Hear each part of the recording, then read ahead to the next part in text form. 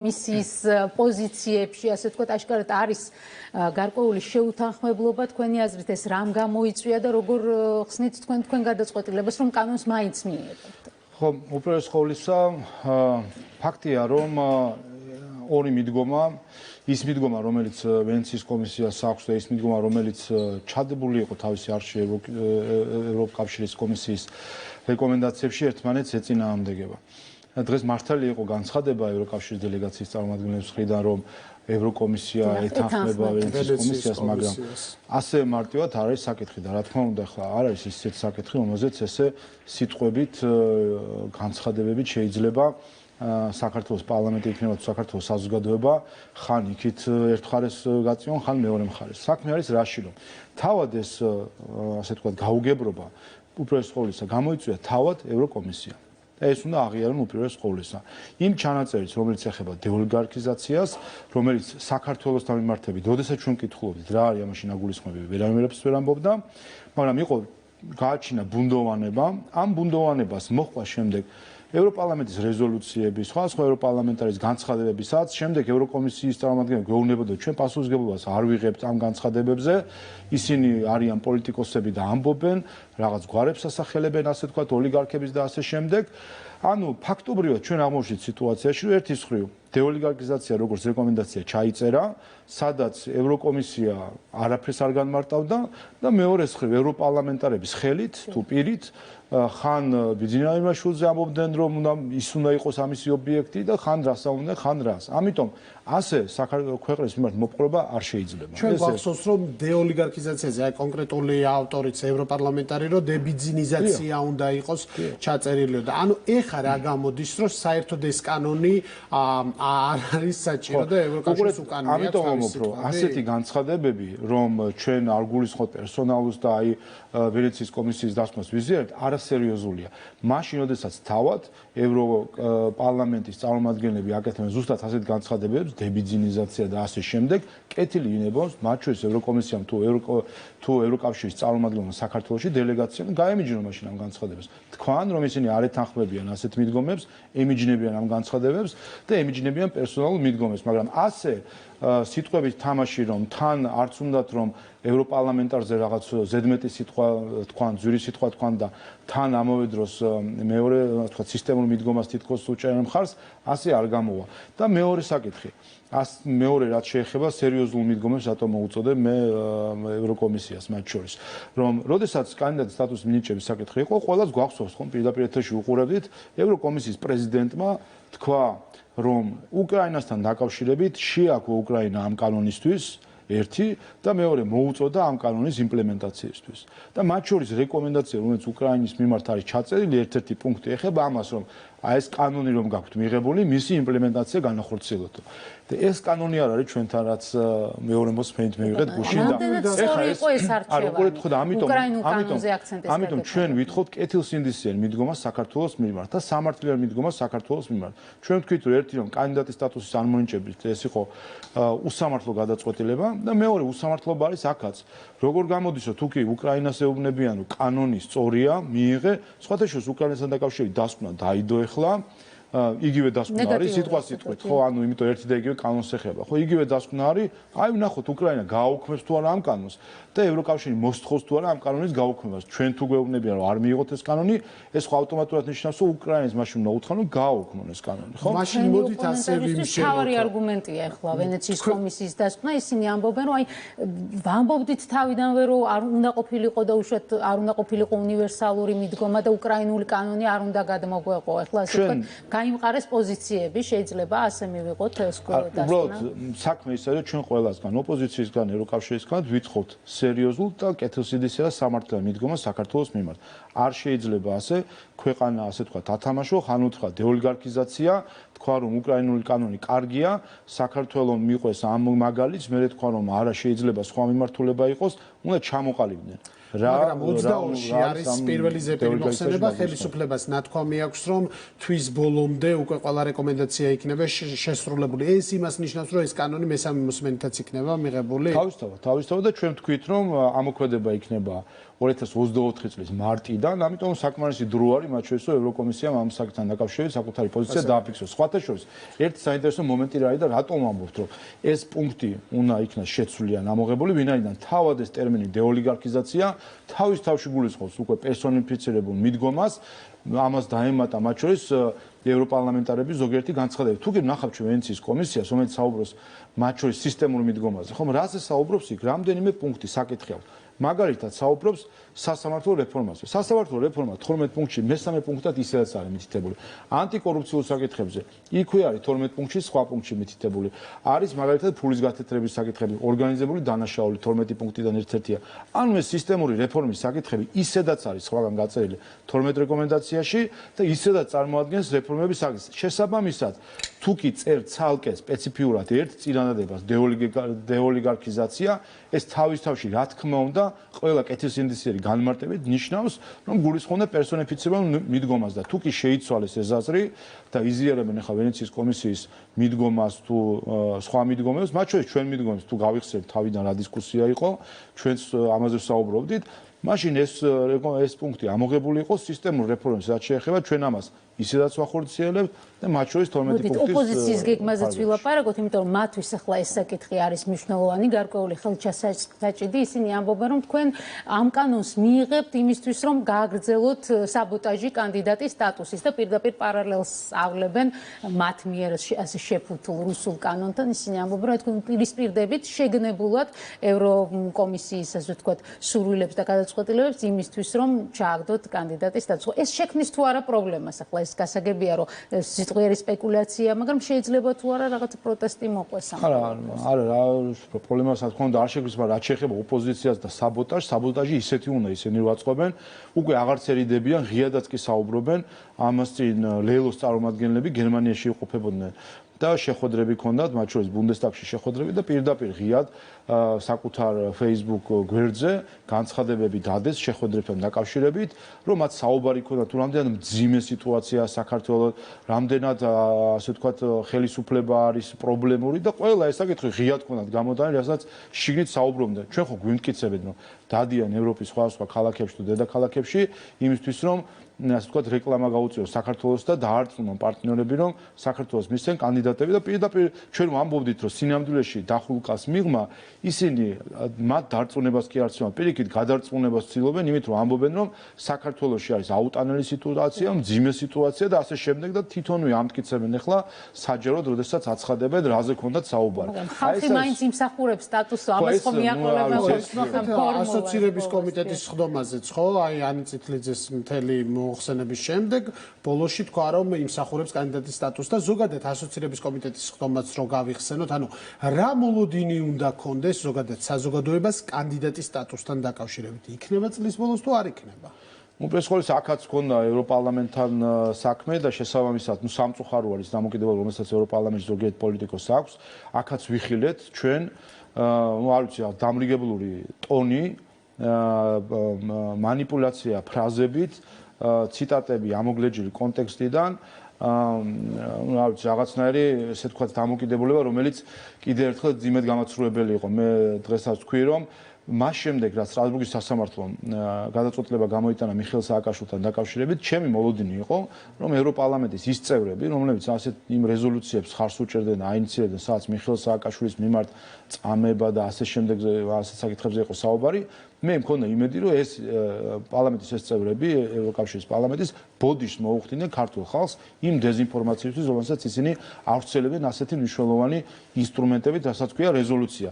ნაცვლად ბოდიშისა რაც ჩვენ ნახეთ მათ შორის იმ სხდომაზე იყო გამეორება იგივე საკითხების დაჟინებით, ასე ვთქვათ, რაც უბრალოდ აჩვენებს, რომ ან არიან ძალიან გაჯიუტებული საკუთარ შეცდომაში, ან პირდაპირ ასე ვთქვათ, ბოროტი დამოკიდებულება აქვს ქართული ხალხის მიმართ და მათ შორის კანდიდატის სტატუსის თუ მაგრამ ძიმე ბრალდებები ისმის ხო მათი მხრიდანაც რომ საქართველოს მხარეს აქვს ანტიევროპული რიტორიკა, რომ ბოლო ერთ წელში ეს განსაკუთრებით თვალშისაცემია და ამაზე მოვისმინეთ ჩვენ განცხადებები, ამაზე რა პასუხი გაქვთ? ხელისუფლება არ იზიარებს ამ კრიტიკას? რაც შეეხება ამ რიტორიკის საკითხს, აქაც ვფიქრობ, რომ მე მგონი უნდა დასერიოზულდნენ ევროპარლამენტის წევრები და არა მხოლოდ ევროპარლამენტის წევრები. ეს ბავშვური დამოკიდებულება ასეთ საკითხის მიმართ, აბსოლუტურად გამოუგნებელია და რაზეა საუბარი? იმიტომ არაერთხელ გვსმენია, ხო? მათ შორის საუბრების დროსაც ევროკავშირის სხვადასხვა სტრუქტურებთან, რომ მოვერიდოთ, ასე ვთქვათ, კრიტიკას ევროპარლამენტის წევრების მიმართ. ხო, და ხა ვიცით, რაც ხდება, არის რამდენიმე ევროპარლამენტის რამდენიმე წევრი, რომელიც ყოველ მეორე დღე ოპოზიციურ საკუთრებაში ყოფ მედიაში არიან, ასე ვთქვათ, საქართველოს პოლიტიკოს კომენტატორებად ჩდებიან. მიდის მათგან პირდაპირ საუბარი იმაზე, რომ თქვათ, მოსკოვთან გარიგებული არის საქართველოს ხელისუფლება, პუტინი, რუსეთი, რაც აქვს ზოგადად ნაციონალურ მოძრაობას ნარატივი, ამაზე ხდება ჩვენი პასუხი, რეაგირება, რა თქმა უნდა, და როგორც კი, ასე ვთქვათ, ჩვენგან არის საპასუხო კრიტიკა, იქვე ვარდებიან შეურაცხყოფილ მდგომარეობაში, როგორ შეიძლება მათი კრიტიკა.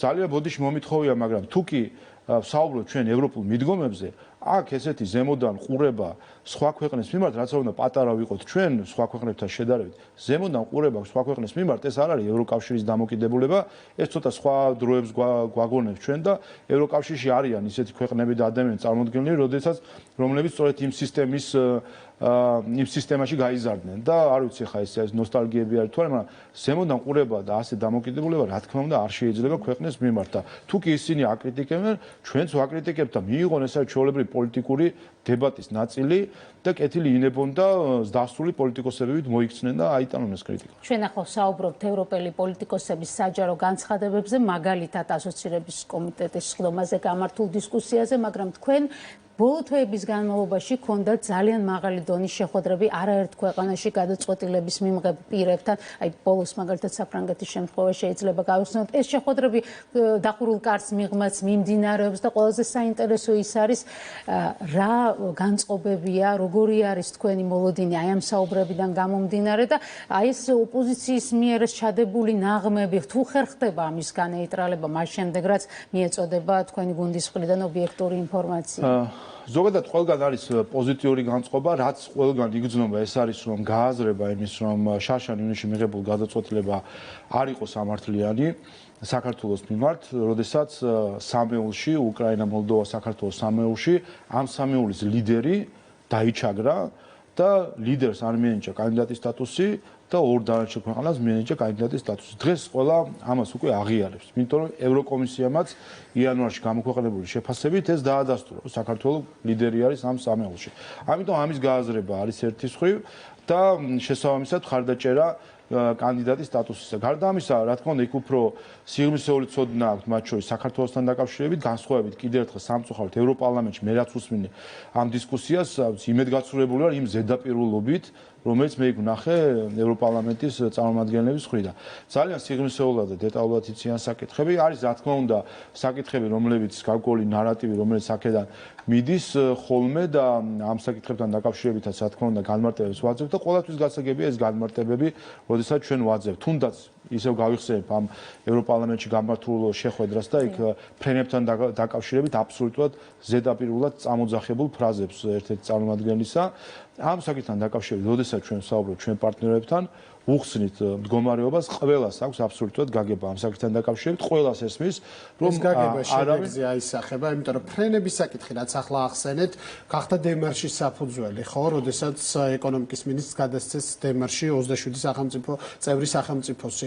ეს ფრენების საკითხი უფრო და უფრო აქტუალური ხდება და ხშირად ფიგურირებს ამ საკითხთან მიმართებაში გულისხმობ კანდიდატის სტატუსს. ანუ შესაძლოა რომ ამან კიდევ ერთი ბარიერი და პრობლემა შექმნას? არა, მაგიტომაც ვამბობ, რომ როდესაც ჩვენ ამაზე ვსაუბრობთ და ხსნით სიტუაციას, ყველას ესმის და არავინ არ მოგვიწოდებს, რომ დაუწესოთ სანქცია რუსეთს და შესაბამისად აგრძელოთ ფრენები. რაც შეეხება დემარშს, ასეთი დემარში ჩვენ ერთი მანამდეც ვიხილეთ მიხეილ სააკაშვილთან დაკავშირებით ევროკავშირის 27 ქვეყნის ელჩის მხრიდან და სამწუხაროდ ეს ელჩები ჩააყენეს უხელხო მდგომარეობაში, იმიტომ აბსოლუტურად დეзинფორმაციული დემარში იყო, რომელმაც ერთადერთი რაც გამოიწვია, იყო ის, რომ კვლავ კიდევ ერთხელ დისკრედიტაცია იყო საქართველოსი, სახელმწიფოსი, რომ თითქოს პატიმრის მიმართ ხდება არასათანადო მოპყრობა და სულ რამდენიმე კვირა დაჭირდა იმისთვის, რომ ეს დემარში სტრასბურგის ადამიანის უფლებათა ევროპულ სასამართლოს ეჩვენებინა, რომ ეს დემარში რამდენად მცდარი იყო თავის შინაარსში. ზუსტად იგივე არის ფრენებთან დაკავშირებით. სამწუხაროდ კიდევ ერთხელ ელჩებს მოუწიათ ამ ეგრეთ წოდებული დემარშის გადაცემა ხადებები ხო ევროპელ პარლამენტარებთან მიმართებაში, არამედ პირველ რიგში 12 რეკომენდაციის შესრულების საკითხი. და მაშინ, როდესაც ქართული ოცნება ამბობს, რომ ყველა პუნქტი მაღალ დონეზე არის შესრულებული, გარდა დეპოლარიზაციისა, გასაგები მიზეზების გამო, ოპოზიცია აბსოლუტურად არ ეთანხმება ამ მოსაზრებას და ამბობს, რომ ყველა ცვლილება არის ფასადური, ხო, ასე ვთქვათ, რომ ეს არის კოსმეტიკური ცვლილებები და რეალური რეფორმები არ ტარდება. აი აქ რა არგუმენტებია და უშუალოდ იმის დასამტკიცებლად, რომ მართლაც რაც შეეხება რეკომენდაციებს, ჩვენ რა თქმა უნდა კომუნიკაცია გვაქვს ბრიუსელთანაც, ასევე დედაქალაქებში ვიზიტების დროს ჩვენ დროს და ასევე სპეციალური ჯგუფია შექმნილი, სადაც ჩემი კაბინეტის ხელმძღვანელიც შედის, საგარეო საქმეთა სამინისტროს წარმომადგენელთან ერთად იუსტიციის სამინისტრო და ასე შემდეგ, რომლებიც სწორედ დედაქალაქებში და ბრიუსელში ჩვენი ამ რეფორმებს უხსნიან, ასე ვთქვათ, და გვაქვს რა თქმა უნდა პირველადი, ასე ვთქვათ, გარკვეული მათი მოსაზრებები, რაც გვაძლევს შეგრძნებას იმასთან დაკავშირებით, რა საკითხებთან დაკავშირებით შეიძლება ქონდეს პოზიტიური მოლოდინი. და არის ამ 12 პუნქტში საკითხები, რომელზეც დღესვე შეგვიძლია ვთქვათ, რომ არის ძალიან პოზიტიური შეფასება, დაწყებული ბოლო რეკომენდაციით, რომელიც შეეხება ომბუდსმენის არჩევას, რომელიც პირდაპირ საბოტაჟს უკეთებდა არა მხოლოდ ოპოზიცია, არამედ NGO სექტორიც. პირდაპირ გვახსოვს, რომ მუქარა იყო პარლამენტის წევრებზე და დღემდე სამწუხაროდ არც ერთ დონორს რეაგირება არ მოუხდენია იმ NGO-ებზე, რომელსაც ისინი აფინანსებენ და რომელსაც გაბედეს უცხოური ფულის მქონე, უცხოური დაფინანსების მქონე NGO-მა გაბედეს, რომ საქართველოს პარლამენტის წევრებზე ზეწოლა მოეხდინათ, რომ მათ სხვანაირი გადაწყვეტილება მიეღოთ, ხომ? აი აქედან დაწყებული ომბუდსმენის არჩევიდან დაწყებული გაგრძელებული სხვა რეკომენდაციებიც, რომელიც შეეხება გენდერულ საკითხებს, შეეხება საარჩევნო სისტემას, საარჩევნო რეფორმას, შეეხება ანტიკორუფციულ რეფორმებს, ორგანიზებულ დანაშაულს, სტრასბურგის სასამართლოს პრაქტიკის გათვალისწინებას ჩვენ მართლმსაჯულების სისტემაში და ასე შემდეგ. ამ საკითხთან დაკავშირებით უკვე გვაქვს პირველადი ასე ვთქვათ, გარკვეული შეფასებები, რომელსაც ვცნობთ, რომ კი პოზიტიური დამოკიდებულება არის. რა თქმა უნდა, ერთ რამეზე უნდა შევთანხმდეთ, რომ ჩვენ ყველა, ანუ მათ შორის ჩვენ, რა თქმა უნდა, ჩვენი განმოსახედიდან რომ ამბობთ, ოდესაც ვამბობთ, რომ ჩვენ მივიღეთ ეს რეკომენდაციები, რომელსაც სხვა ჩვენს არანაირი განმარტებები არ მოყვა, რა იგულისხმება ამ ყველაფერში, როცა გვითხრეს კიდევაც, რომ განმარტებები არ იქნება, თქვენ როგორც გესმით, ისე განახორციელებთ, ჩვენ შეგაფასებთ. ჩვენ როგორც უყურებთ ამ ყველაფერს, რა თქმა უნდა, ასე ვახორციელებთ, საბოლოო შეფასება ბოლოს არც ოპოზიცია აკეთებს, არც NGO სექტორი აკეთებს და ჩვენც არ ვაკეთებთ საბოლოო შეფასებას. აკეთებს ევროკომისია ოქტომბერში. და შემდეგ შეფასების გარდა არის პოლიტიკური ნება და ჩვენ სულ გვესმის ეს, რომ ეს ყველაფერი მაინც არის დამოკიდებული პოლიტიკურ გადაწყვეტილებაზე, ხო? რა აზია, მოდი ვიმსჯელოთ, რას ნიშნავს ეს პოლიტიკური გადაწყვეტილება, ანუ რა დროს შეთანხმდებიან 27 სახელმწიფო იმაზე, რომ საქართველოს მიანიჭოს კანდიდატის სტატუსი, ანუ რა იგულისხმება ამ პოლიტიკურ გადაწყვეტილებაში, მაინც საზოგადოება ახლა ეს არის მთავარი საკითხი სინამდვილეში, არა ეს ამ დეტალებში და რეკომენდაციებში, ასე ვთქვათ, ამ ლაბირინთში ჩაკარგვა. არამედ მთავარი საკითხი, რაც არის სინამდვილეში ევროკავშირის მხარეს, რატომაც არის ბურთი. ჩვენ რატო ამბობთ შაშან და რატომაც არის ფაქტი, რომ უსამართლო გადაწყვეტილება იყო. იმიტომ ზუსტად ამ კრიტერიუმებით ჩვენ ლიდერ ქვეყანას სამეულში არ მოგვეწია კანდიდატის სტატუსი. ესე იგი აქ საკითხი იყო პოლიტიკურმა ნაწილმა გადააწონა, ვიდრე ამ საკითხის მიმართ, ასე ვთქვათ, დამსახურებების და კრიტერიუმების შედეგად მიდგომა. აქ სხვადასხვა გვესმოდა განმარტებები, ხან ზოგმა თქვა გეოგრაფიაო, ხან ზოგმა რა თქვა, ჩვენ უბრალოდ იმედი გვაქვს და სხვა შორის მათ შორის საფრანგეთში ვიზიტის დროს ჩვენ დაგვარწმუნეს, რომ საფრანგეთის მიდგომა ადრე თუ იყო უფრო სკეპტიკური გაფართოებასთან დაკავშირებით შეცვლილი არის. დღეს სხვათა შორის გამოვიდა გერმანიის ფედერაციული რესპუბლიკის უსაფრთხოების კონცეფცია, რომელშიც პირველად საქართველოს ევროპული პერსპექტივის საკითხი არის ასახული და ესეც აჩვენებს, რომ არის ცვლილება გერმანიის პოლიტიკაში და ამიტომ გვაქვს ჩვენ იმედი, რომ ერთი ევროკავშირი და მისი ძირითადი მოთამაშეები გააცნობიერებენ და დაინახავენ საკუთარ როლს რეგიონში, სამხრეთ კავკასიის რეგიონში დაინახავენ საქართველოს მნიშვნელობას ევროკავშირისთვის და ამის მიხედვით მიიღებენ გადაწყვეტილებას. სინამდვილეში გადაწყვეტილება მიიღება პოლიტიკური მნიშვნელობით და აქედან გამომდინარე, ამიტომაც მაგრამ აღარ იქნება გეოგრაფია, მაგალითად, როდესაც მაკრონმა თქვა გამსაზღვრელი ფაქტორი. ჩვენ იმედი გვაქვს, თუნდაც ეს ერთ-ერთი არგუმენტია, ცხადია ბევრი სხვა. ჩვენ იმედი გვაქვს, რომ ეს არ იქნება გადამწონი ფაქტორი. ჩვენ სხვა დროსაც სხვაჩვენს ვიყავით სიტუაციაში, როდესაც უკრაინის უკან გვიწევდა ყოფნა, ასოცირების შეთანხმებაზე მოლაპარაკება ჩვენთან უფრო გვიან დაიწყეს, ვიზა ლიბერალიზაციაზე მოლაპარაკება ჩვენთან უფრო გვიან დაიწყეს, 3-4 წლით გვიან დაიწყეს, ორივე შემთხვევაში გაუსწრებით უკრაინას და ბოლოს ასოცირების შეთანხმებას უკრაინაზე ადრე მომაწერეთ ხელი 2014 წელს და ვიზა ლიბერალიზაციისთვის კიდე 6 თვე ველოდებოდით უკრაინას 2017 წელს, რომ მათ შესრულებული ქონდა ყველა ვალდებულება, დაველოდეთ 6 თვე უკრაინას რომ შეესრულებინა კიდე ბოლო რაღაც ვალდებულებები და ერთად მოხდეს ვიზა ლიბერალიზაცია. ამიტომ აქ მათ შორის გეოგრაფიების გათვალისწინებით და სხვა რამის გამო ჩვენ არ არის პირველი შემთხვევა, როდესაც იჩაგრება საქართველოს უსამართლოდ, მაგრამ აქაც იმედი გვაქვს, რომ საბოლოო ჯამში იმით რომ ჩვენი შრომით და მათ შორის დარწმუნებით ჩვენი პარტნიორების ამ გადაწყვეტილებას საბოლოო ჯამში ოპოზიციას დიდი გეგმები აქვს კანდიდატის სტატუსთან დაკავშირებით, უბრალოდ სტატუსის არ მიღებასთან დაკავშირებით, არაერთხელ ვთქვამთ საჯაროდ, რომ როგორც კი ევროპა უარს ეთყობს საქართველოს, დაიწყება სამოქალაქო მღელვარება და შემდეგ ჩვენ ვიცითო მოკლედ ასეთ ხუთავენ ამ საკითხს. ეს არის თუ არა ერთ-ერთი მნიშვნელოვანი თემა, რომელიც თქვენი აზრით უნდა გაითვალისწინონ დასავლელმა პარტნიორებმა. ჩვენ ხშირად გვსმენია ქართული ოცნების წარმომადგენლებისგან, რომ პოლარიზაციის დასრულების გარკვეული გასაღები არის სწორედ კანდიდატის სტატუსის მინიჭება. თავისთავად და ამაზე ჩვენ ვესაუბრებთ კიდევაც დედაქალაქებში ზუსტად ამას, რომ სამწუხაროდ ევროკავშირი როგორც მშვიდობის და სოლიდარობის პროექტი საქართველოს რეალობაში ოპოზიციამ აქცია დაპირისპირების და არეულობის იარაღად. და ეს ნახეთ ჩვენ შარშან ივნისში გვახსოვს, როდესაც იყო გადაწყვეტილება ზუსტად მეორე დღეს NGO-ებმა, რომლებიც რამდენიმე NGO, რომელიც განსაკუთრებულად არის ამ საკითხში პოლიტიკურად ჩართული, როგორ მოაწყეს აქცია პარლამენტის წინ, როგორ ითხოვდნენ მთავრობის გადაყენებას პარლამენტისგან და როგორ ითხოვდნენ პარლამენტისგან, რომ მათთან შეთანხმებით, ამ რამდენიმე NGO-სთან შეთანხმებით აგვერჩია მთავრობა.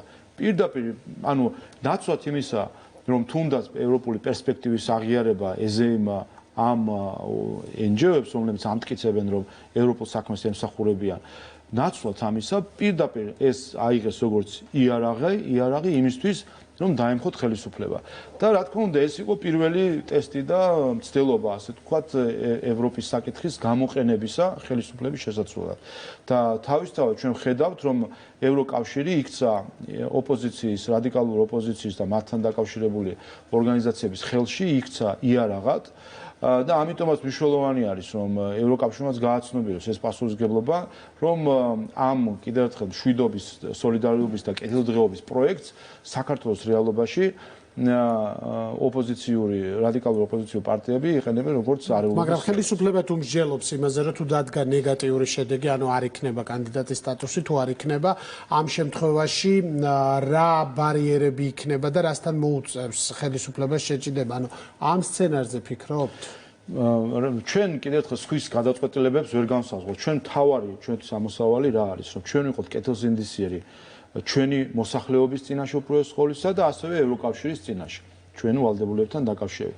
ეს კეთილსინდისიერება გულისხმობს, რომ ჩვენ კეთილსინდისიერად ვახორციელებთ იმ რეკომენდაციებს, რომელიც არის და საბოლოო ჯამში ჩვენი მიდგომა და სამართალი სიმართლე ყოველთვის ჩდება ხოლმე, ისევე როგორც შარშან ვამბობდით, რომ გვეკუთვნოდა კანდიდატის სტატუსი და დადასტურდა ეს შემდეგ და ყველა აღიარა და იქ შუალედში ცდილობდნენ არევას, მაგრამ ჩაიფუშა ეს არევაც იმ აქციების, რომელიც NGO-ებს ჰქონდათ მოწყობილი. ახლა სწორედ ეს არის. ჩვენ წილ პასუხისმგებლობას ვიღებთ, ჩვენ წილ შრომას გავწევთ და ამას მოსახლეობა რო დაინახავს, რა თქმა უნდა, შემდეგ გადაწყვეტილება დადებითი იქნება თუ უარყოფითი იქნება, ამას მოსახლეობისთვის მნიშვნელობა იმ მხრივ არ ექნება, რომ თავარი არის, რომ დავინახოთ, რომ ჩვენ საქართველოს, ჩვენი ხალხი, ჩვენი ხელისუფლება ვიყოთ პატიოსანი ჩვენი მიდგომებში, თუ კი ეს იქნება, საბოლოო ჯამში გადაწყვეტილება თუ უარყოფითი იყო, კიდევ ერთხელ როგორც შარშანი იყო უსამართლო, ესეც იქნება ამ შემთხვევაში უკვე ნამდვილად იქნება არა მხოლოდ უსამართლო გადაწყვეტილება, არამედ უსამართლო გადაწყვეტილება, როდესაც უკვე ეცოდინება ევროკავშირსაც, რომ ამითი მაგრამ არა ისახება ეს ქართულ პოლიტიკურ პროცესებზე, ამას ვკითხულობ, აი ეს არის საერთოდ. თავის ან უყურეთ ემზადება, რა თქმა უნდა, ამისთვის მთავარი სამზადისი ეს არის ოპოზიციის თქვენ სახსენეთ განცხადებები, რომ არ მოგვენიჭება კანდიდატის სტატუსი და შემდეგ უნდა დავამხოთ ეს ვქნათ ის ვქნათ ხედავთ რომ ჯგუფებს ამზადებენ ტესტირება არის ეს მოლოტოვის კოქტეილებიც ამის შემადგენელი ნაწილია ის სემინარები სადაც იარაღს ატრიალებენ ამის შემადგენელი ნაწილია სემინარები სადაც რევოლუციებზე საუბარია ამის შემადგენელი ნაწილია ეს არის ასე ვქნათ გარკვეული გაშლილი ფრონტი სადაც ხდება ძალადობის კულტივირება სხვადასხვა გზით მათ შორის აი ესეთი სახის აქციები დღეს რაც იყო პარლამენტის ხდომათა დარბაზში აგრესიის დაგროვება, აგრესიის რაც შეიძლება უკვე მეტად ჩვენება იმისთვის რომ კულმინაციამდე როცა მივა საქმე ერთი რომ ის იარაღის სემინარები რატომ არის უცხოური დაფინანსებით რო აკეთებენ გირჩს რო უფინანსებენ ამ ღონისძიებებს ხო რომ ვითომ თითქოს იარაღი და ახალგაზრდა სინამდვილეში ის არის რომ საქმეზე რომ იდგება აღარ ქონდეს გაუცხოება იარაღის მიმართ როგორც მოლოტოვის კოქტეილის დაავლო ხელი ვიღაცამ და ესროლა ცოცხალ ადამიანს და წვავდა აი ესე დაავლოს ხელი როცა მიაჩეჩებენ იარაღს გაისროლოს ცოცხალი ადამიანს და მოკლას ადამიანს აი ეს არის საბოლოო ჯამში რისკენაც მიყავთ ეს ყველაფერი და ამას სჭირდება დროული რეაგირება ამიტომაც მე პირდაპირ ვარ ხოლმე ამ საკითხებში იმიტომ რომ მე უკვე გვიანი იქნება მე როდესაც ის მოლოტოვის კოქტეილი